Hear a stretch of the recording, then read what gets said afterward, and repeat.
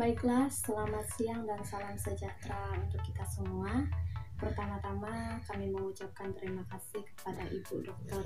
Reni Astuti, Magister Pendidikan, selaku dosen pengampu mata kuliah penelitian pendidikan matematika, yang telah memberikan kesempatan kepada kami untuk menjelaskan materi tentang validitas dan reliabilitas instrumen. Sebelumnya, saya akan memperkenalkan diri saya terlebih dahulu. Nama saya Lea dan rekan saya Eti Christine. Baiklah, untuk mempersingkat waktu, selanjutnya saya persilahkan Eti Christine untuk menjelaskan pengertian validitas dan reliabilitas. Baiklah, saya akan menjelaskan yang pertama itu validitas. Validitas adalah suatu ukuran yang menunjukkan tingkat kevalidan atau kesahihan suatu instrumen. Suatu instrumen yang valid itu mempunyai validitas yang tinggi, dan sebaliknya, bila tingkat validitas yang rendah, maka instrumen tersebut kurang valid. Sedangkan yang kedua adalah reliabilitas. Reliabilitas menunjuk kepada bahwa suatu instrumen dapat dipercaya untuk digunakan sebagai alat pengumpul data, karena instrumen tersebut sangat dianggap baik.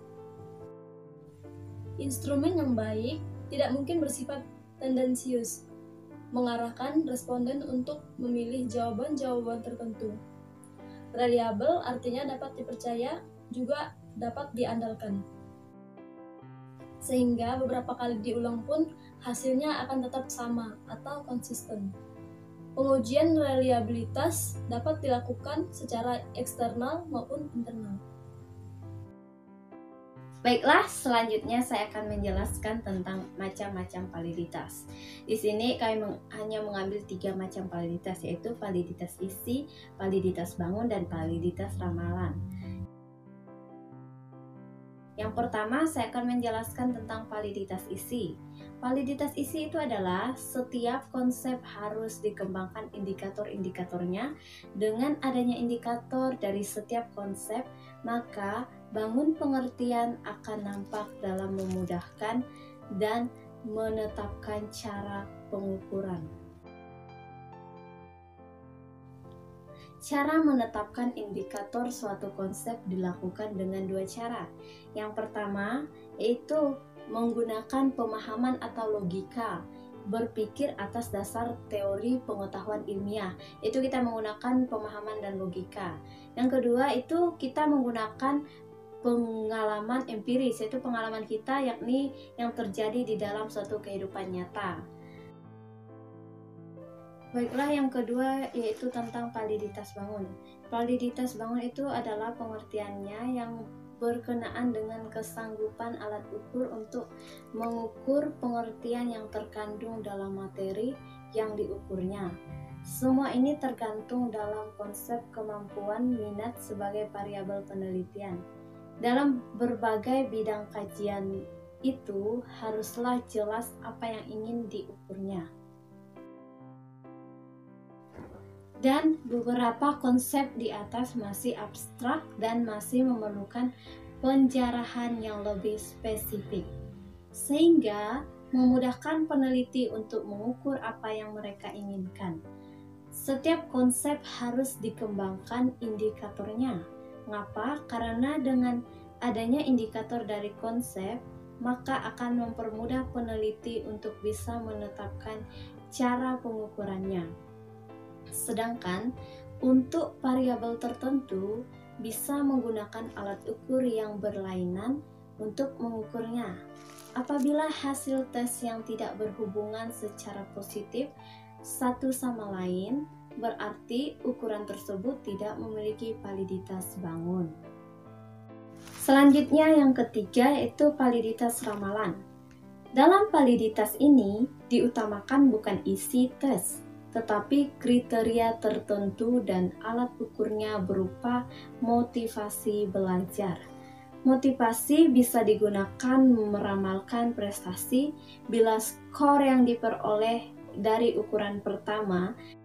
Validitas ramalan mempunyai 2 makna, yaitu validitas jangka pendek dan validitas jangka panjang. Validitas jangka pendek yaitu validitas yang daya ramal alat ukur hanya untuk masa yang tidak lama, yaitu dalam jangka yang singkat. Dan validitas jangka panjang itu adalah mengandung makna skor yang akan berkorelasi juga di kemudian hari, yaitu validitas jangka panjang memerlukan waktu yang panjang. Dari ketiga validitas ini bisa digunakan dalam menyusun instrumen suatu penelitian, yaitu yang minimal kita gunakan harus 2 validitas, misalnya validitas isi dan validitas bangun.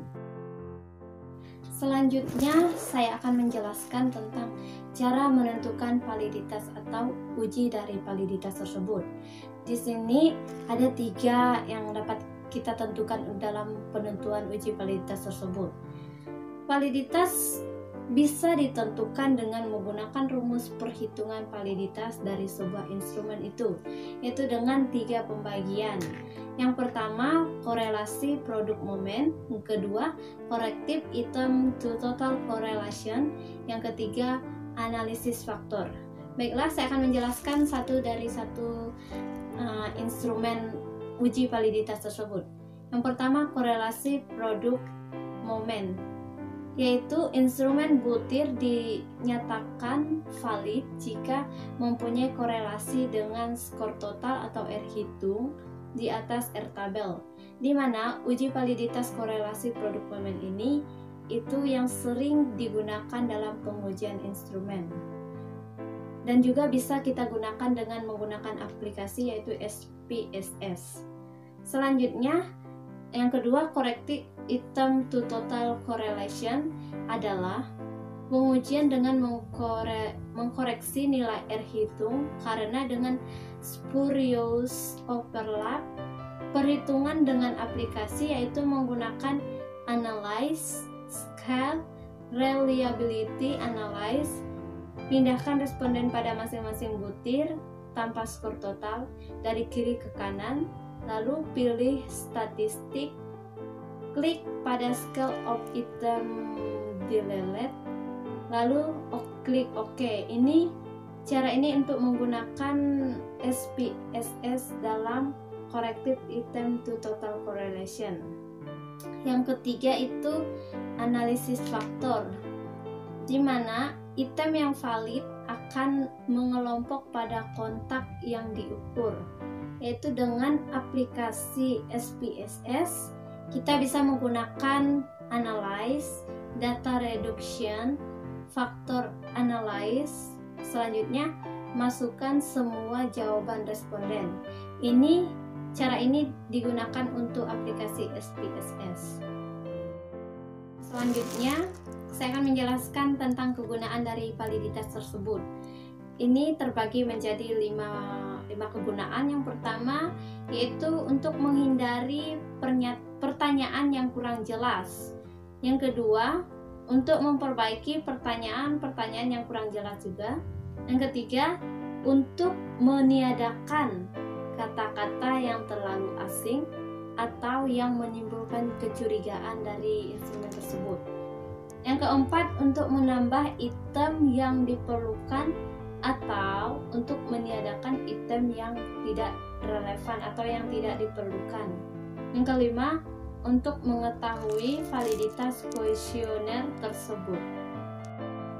Dan yang terakhir adalah syarat agar hasil ukuran tes dapat dipercaya. Yang pertama adalah reliabilitas konsisten tanggapan.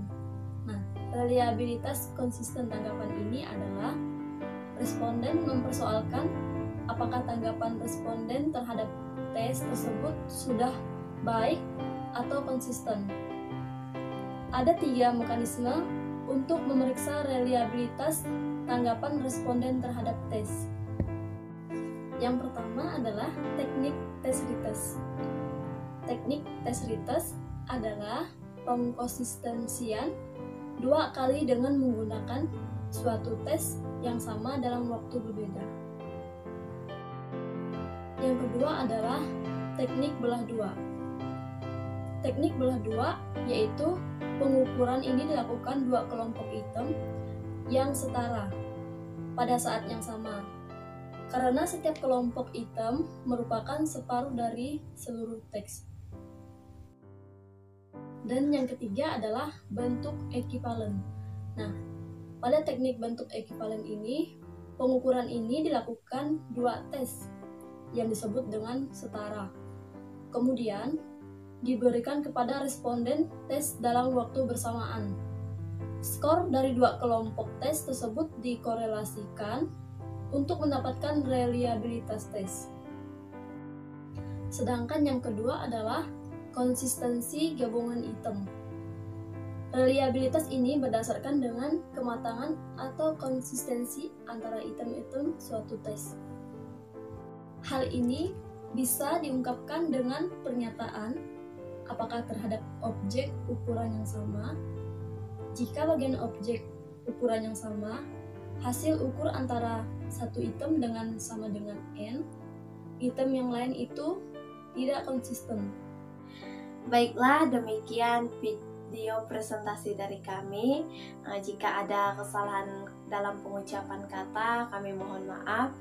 Sekian dari video kami. Selamat siang dan salam sejahtera untuk kita semua.